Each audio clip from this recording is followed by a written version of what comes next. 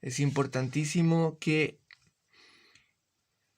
leamos nuestra Santa Vulgata. Ya hicimos el ejercicio con Romanos 8 para aclararnos acerca de la diferencia entre alma y espíritu. Porque de otra forma es muy difícil.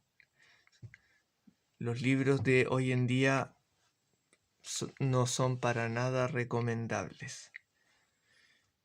Hay que ir a las fuentes. Por lo menos, aunque si una persona que no tenga mucha preparación, piérdale el temor, lea la Vulgata y anote. Tenga una libreta, un cuaderno a un lado y vaya anotando.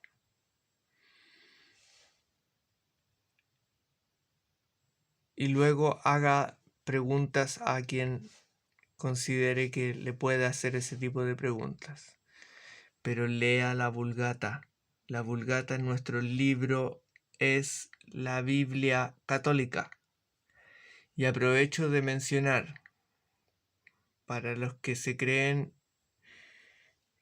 eruditos en Santa Biblia, la Biblia existe y nace, florece por inspiración del Espíritu Santo al interior de la Santa Iglesia Católica.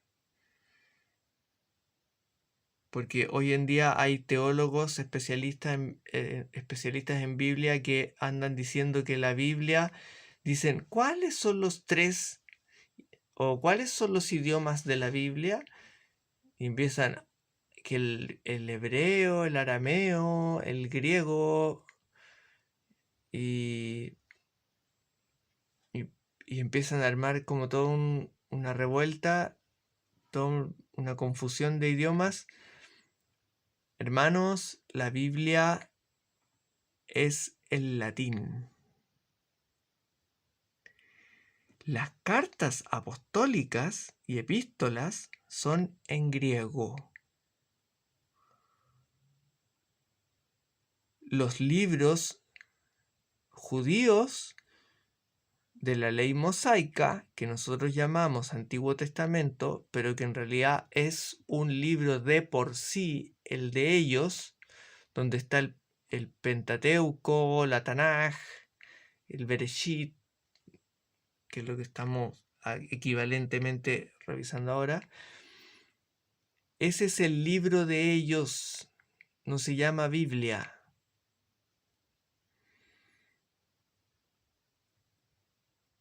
Y las cartas apostólicas se llaman cartas apostólicas y epístolas. Cuando todo se junta en griego en un comienzo, cuando se hizo la recolección por el Papa Dámaso I, estaban en griego y los mismos hebreos habían ya traducido más de un siglo antes de nuestro Señor Jesucristo, su venida, antes de la venida de nuestro Señor Jesucristo, ya habían traducido su libro al griego.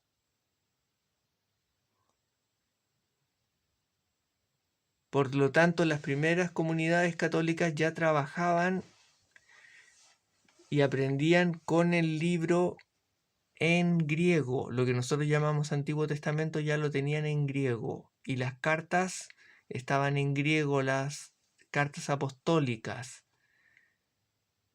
Entonces ahí se empieza a juntar el canon bíblico por el Papa Dámaso I, que se lo encarga a San Jerónimo. Y se genera un canon, una ley de selección de textos.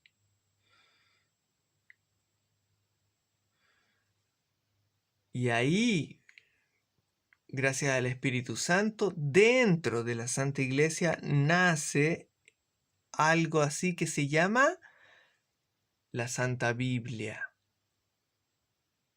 que no existía como tal. No es que ellos la hayan hecho, escrito ni nada, porque es palabra de Dios. También estas mismas personas, los teólogos modernos, dicen que en la Biblia hay palabra de Dios y palabra de hombre, y que se puede corregir, y que hay que corregirla, y que para corregirla se pueden quitar las cosas que son de hombre y, escuchando al Espíritu, seleccionar y poner solo cosas, incluso agregar, hablan de agregar, que sean de Dios. O sea, por favor, no hagan nada de eso, dejen tranquila la Santa Vulgata, porque por algo el Espíritu Santo, el Paráclito, la ha protegido por 2000 años. Cielo y tierra pasarán, mi palabra no pasará. Eso hay que tenerlo clarísimo. Y que todas esas traducciones y tergiversaciones contemporáneas, la verdad es que sirven para consulta rápida, así como para salir del paso, pero si uno realmente quiere leer y estudiar espiritualmente según la fe católica apostólica romana, lea la Vulgata.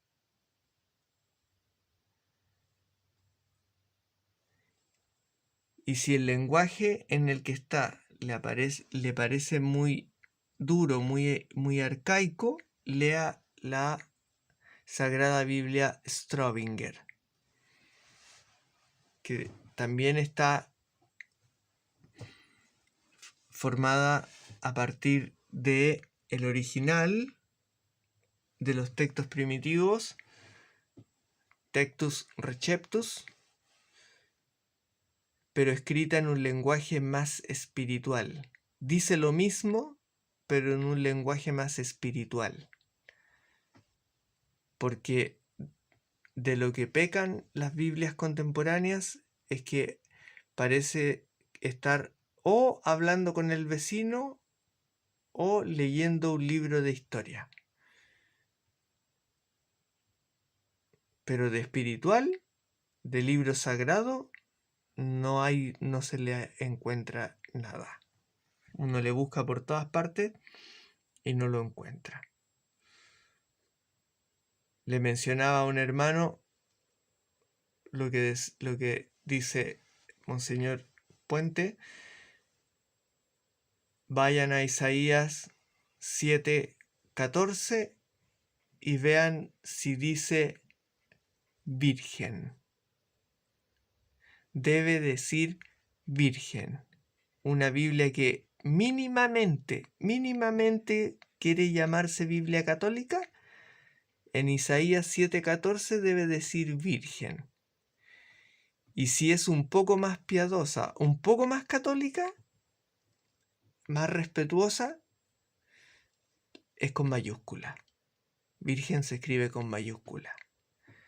Porque está hablando de nuestra Madre, María Virgen por siempre. Y no una doncella, una muchacha, una etcétera, etcétera, etcétera. Es la Virgen.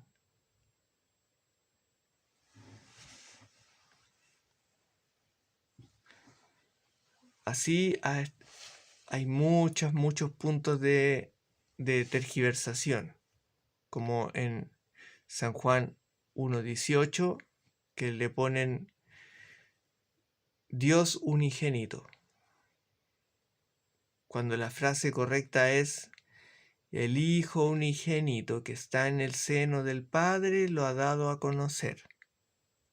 Que esa perícopa que empieza con nadie ha visto a Dios, esa dice, el Hijo unigénito que está en el seno del Padre lo ha dado a conocer.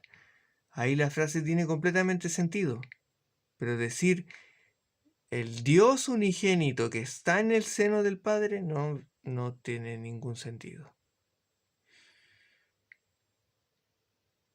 Incluso algunas personas dicen, no, es que Jesucristo es Dios. Sí, pero en ninguna parte del Evangelio se le llama así, de esa manera. E incluso al contrario, en todo el Evangelio, cuando se usa el adjetivo unigénito, es para referirse al Hijo. Revisen todo el Evangelio y cada vez que dice unigénito, es Hijo unigénito. La combinación Dios unigénito no existe, no aparece en ninguna parte. Eso es un invento. ¿Y de dónde vienen esos inventos? Como ese de San Juan 1.18, vienen de los papiros. Esos papiros que han armado, que le llaman, con los que han armado eso que se llama texto crítico. El texto crítico para la Santa Biblia, mejor guárdenselo. Porque lo único que hace es destruir la fe y destruir un texto que es sagrado y meterse contra el Espíritu Santo. Ofender al Espíritu Santo. Porque este texto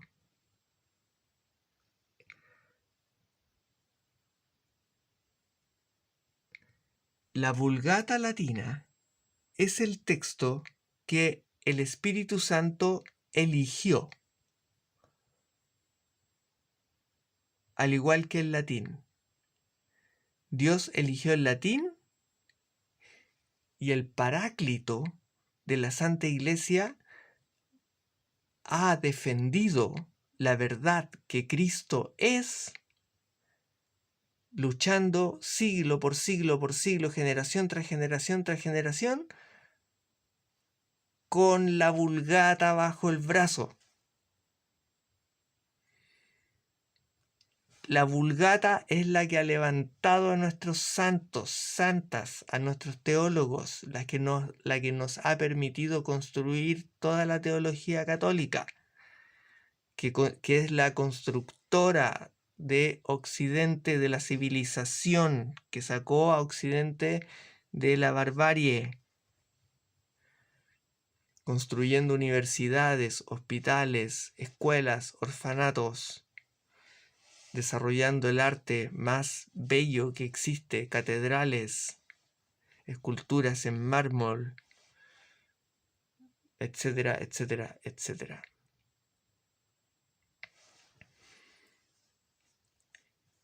Pero esos papiros, ¿de dónde salieron? Los que interrumpen y destruyen la Biblia, que es una herencia del Espíritu Santo. ¿De dónde salieron esos papiros? De grupos de los que les gusta abrir, molestar a los cuerpos que están ya descansando bajo tierra y los sacan y los desentierran para quitarles tesoros. Eso es algo muy grave. Esas personas no son católicas, ni siquiera son cristianas.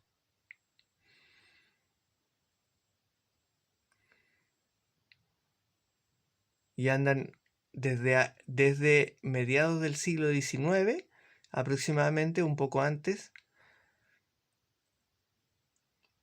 excavando tanto en Egipto como en Tierra Santa, en el Medio Oriente, en distintos lugares, buscando ídolos para sus cultos paganos. ¿Se pueden imaginar quiénes son? No creo que sea muy difícil saber quiénes son.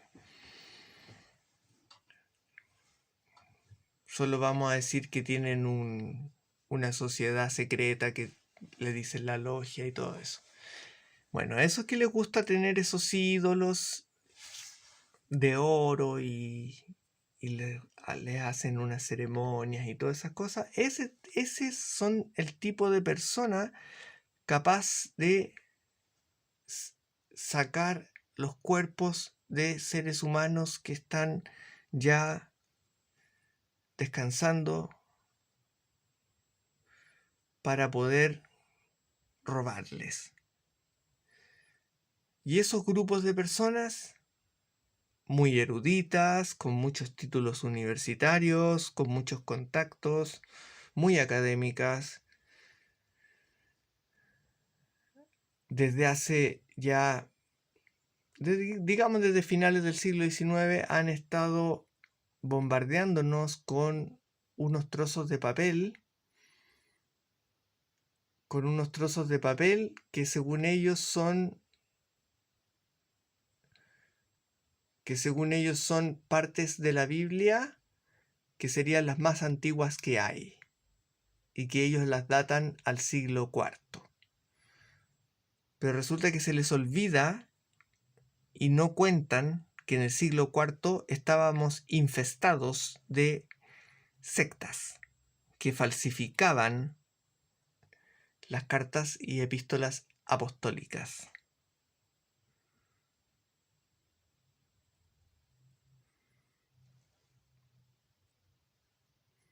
Y que los textos correctos que se ingresaron en el canon de la Santa Biblia son los que el Espíritu Santo validó, conservó, preservó, transmitió, y que a los santos, santas, y teólogos y grandes almas que hemos tenido, inspiró.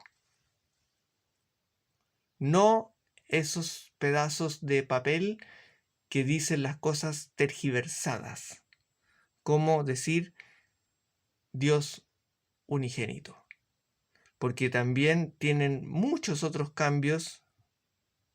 Todo el conjunto de papiros que han encontrado tiene tantos cambios y no son cualquier cosa, porque por ejemplo podrían equivocarse en la redacción y el papiro que encontraron tiene una diferencia con la Santa Biblia, con la Vulgata, en que en vez de decir que, no sé, que Cristo, en vez de que cuando Cristo fue recibido como rey al entrar en Jerusalén, en vez de hacerlo con ramas de olivo y palmera, lo hacían con ramas de ciruelas y de ciruelos y de otro tipo de árbol. No, no. Las cosas que cambian son cosas graves. Por ejemplo, en vez de decir versículos que dicen Jesucristo, Hijo de Dios, dicen Jesús. O sea, una persona común y corriente lee eso y dice, Jesús, sí. Jesucristo, Hijo de Dios, es lo mismo. Sí, en teoría, sí, como en una conversación ligera, claro, puede ser lo mismo. Pero de ahí se desprenden muchas cosas. Porque Jesús le sirve a aquellos que afirman que Jesús fue solamente un hombre, como un profeta, que no era hijo de Dios y que simplemente fue una persona, un avatar, como dicen los del New Age, los de la nueva era. Fue un avatar, tal como Mahoma, Buda o Krishna, y que no es el hijo del Dios, de Dios y bla, bla, bla, bla, bla. Esos son los problemas que generan esos papiros. Y eso no termina ahí. Porque estas personas que han ido sacando todo este tema de los papiros desde hace ya un siglo, más de un siglo, a principios del siglo XX se les ocurrió la terrible idea de juntarlos, unirlos. Todos esos pedazos de papel son de las sectas y no de los apóstoles, de las sectas herejes, como los gnósticos, como los arrianos, etc., que hicieron dos personas del mundo ateo protestante anglosajón, se les ocurrió juntar todos esos pedazos y hacer un Nuevo Testamento en griego. Nuevo Testamento en griego hecho a partir de todos los pedazos de herejía, donde las cosas salen diferente que en la Biblia Vulgata, respaldada por el Espíritu Santo. O sea, un Nuevo Testamento anti-Espíritu Santo. Y ese Nuevo Testamento anti-Espíritu Santo es el que les sirvió a los JW. Los testigos de Jehová venían hace tiempo tratando de hacerse de una Biblia que les calzara con sus ideas exóticas. Y no lo podían lograr. Y tenían unos par de libros ahí hechos, unas traducciones. Pero cuando se encontraron con ese libro de Westcott y Hurst, esas dos personas, Westcott y Hurst, les cayó a ellos ahí ese libro en sus manos y dijeron, ahora. Y ahí se armó la Biblia Nuevo Mundo Testigo de Jehová. Y esa es la Biblia que, como muchos saben, más tergiversada que existe. A ese nivel funciona este asunto de los papiros, del Mar Muerto, de Qumrá, del no sé cuánto, de que estás todos grupitos de papiros encontrados son solo campaña anticatólica disfrazada con un montón de diplomas de especialistas, teólogos, diplomados en estudios bíblicos, editoriales y todo tipo de grupos de poder que están enlazados entre ellos. Ya sabemos por qué tipo de ligas son.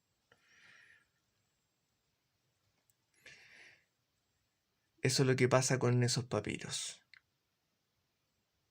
Existe paralelamente también el libro de un inglés, creo que es, o es alemán, de apellido Tischendorf, que también es completamente una farsa. Que ya los especialistas, hay personas que se han dedicado a estudiar ese fenómeno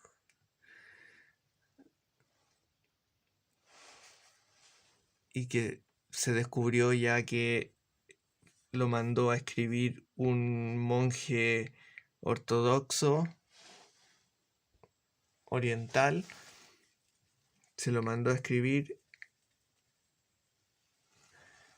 a un como a su sobrino, y este personaje anglosajón encontró ese libro en un monasterio en Siria.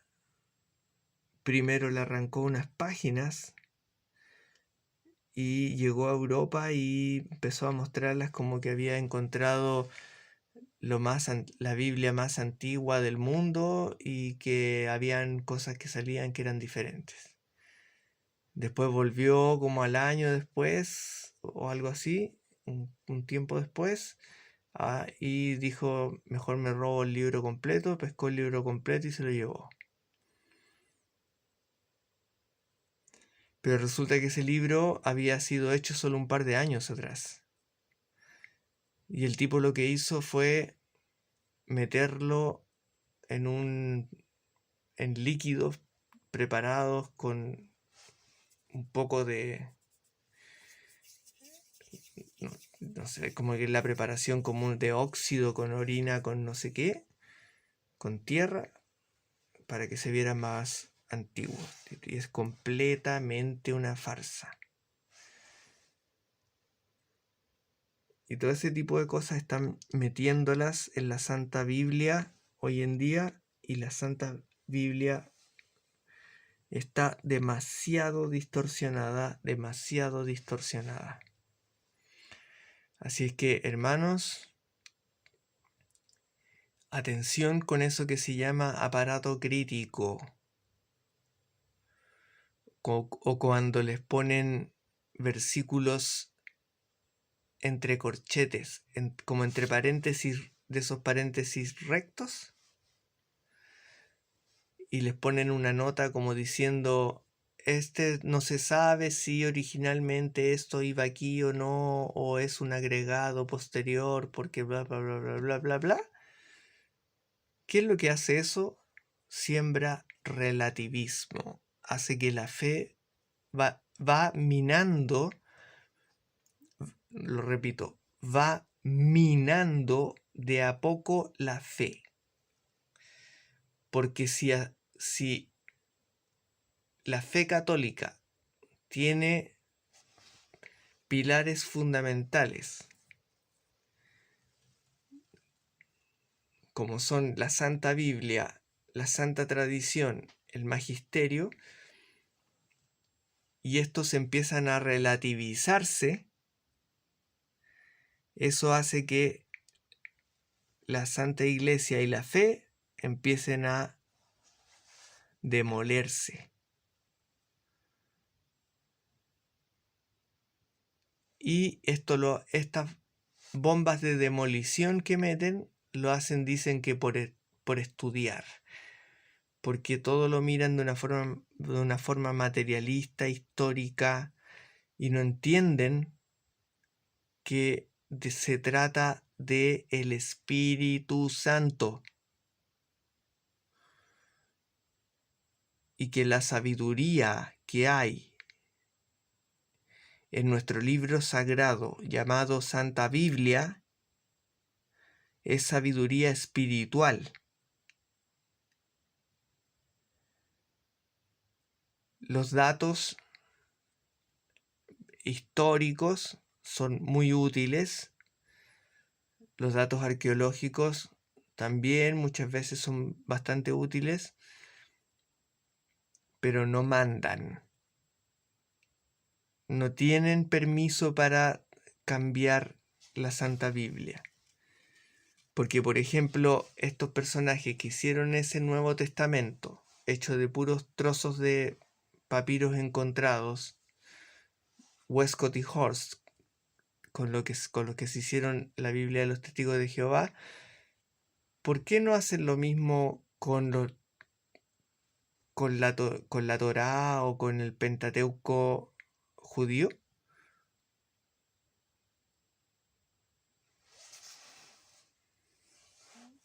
A ver si les dan permiso, a ver si les dejan hacer eso. Los libros sagrados son sagrados. ¿Se entiende eso? Cuando algo es sagrado, significa que significa no metas No metan sus manos ahí, porque eso es de Dios. Lo mismo que la liturgia. La liturgia no se inventa, la liturgia se hereda.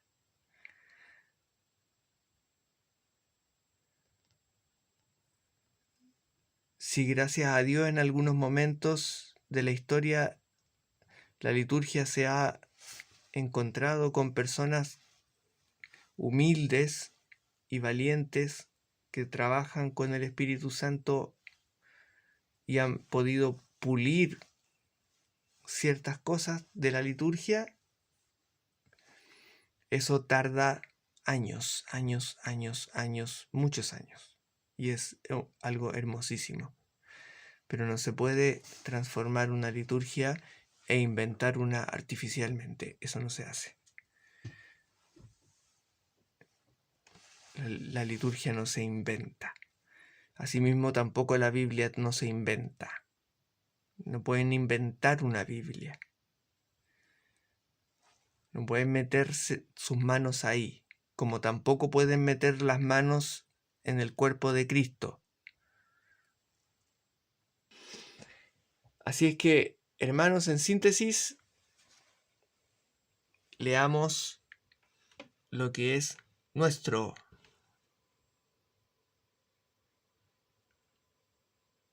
Si queremos ser católicos, recordemos que tenemos nuestra Biblia.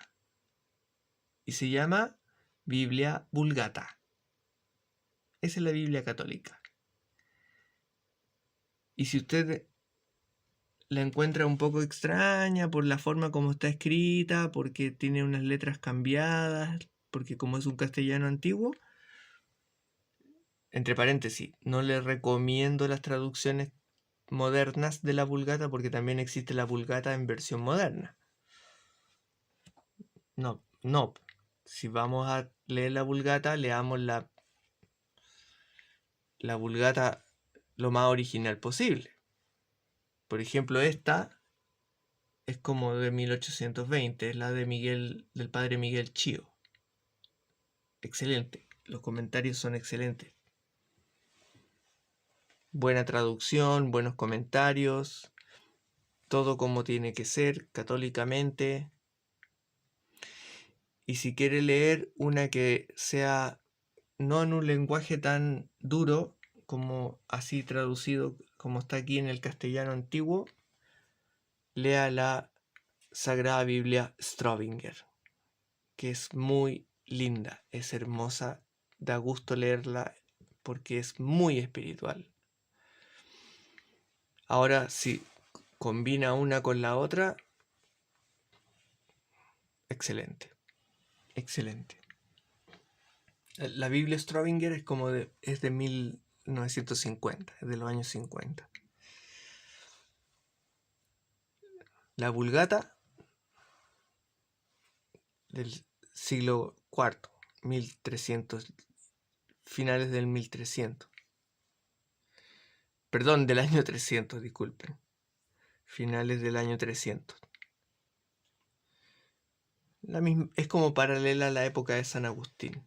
De hecho, creo que San Jerónimo con San Agustín se escribían cartas y debatían temas teológicos y todo eso. Qué gusto sería poder leer eso. Ese tipo de cosas son las que un católico tiene que leer. Así es que, hermanitos, vimos aquí cómo aparece la Santísima Trinidad, cómo la Santísima Trinidad está ya en el Génesis. Porque un último dato más antes de cerrar, recordemos que cuando se armó la Santa Biblia se incluyó la Antigua Alianza, el Antiguo Testamento, porque recordemos que es Antigua Alianza, Nueva Alianza. La Antigua Alianza es ley y la Nueva Alianza es gracia. La Antigua Alianza es la ley mosaica, la Nueva Alianza es la gracia de nuestro Señor Jesucristo, Salvador. Se incluyó el libro judío de la antigua alianza, de la ley mosaica, no para que andemos creyéndonos judíos, como hacen algunos protestantes, que se vuelven judaizantes y casi solo leen el Antiguo Testamento. Es porque en el Antiguo Testamento ya está presente Cristo.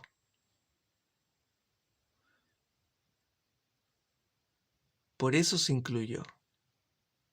Porque los padres de la iglesia ya sabían que el Cristo estaba ya presente en el Antiguo Testamento.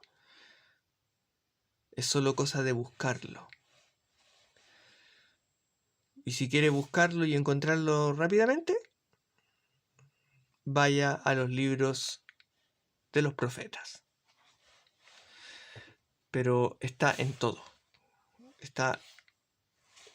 Atraviesa todo el libro de la antigua alianza mosaica, el libro judío. Está Cristo, están sus huellas, sus vestigios están marcados diciendo: vengo, voy a venir. Así es como vino por la misericordia de Dios Padre. Y así es como vendrá también. No nos olvidemos de eso. Que Él pasó por aquí 100% hombre, 100% Dios. Pero atención, 100% hombre divino. No 100% hombre vulgar, como lo quieren mostrar en algunas series que están de moda, en esos canales de televisión por internet que muestran a Cristo de una manera muy vulgar, ofensiva, muy anticristiana, anticatólica, porque si hay algo que Cristo nunca fue, es un hombre común y corriente. Siempre fue extraordinario.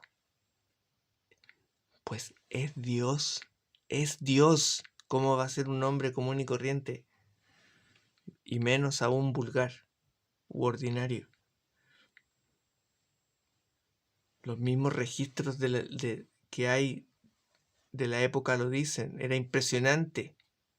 Su pura presencia ya era algo que provocaba temor y temblor. Los mismos apóstoles lo mencionan.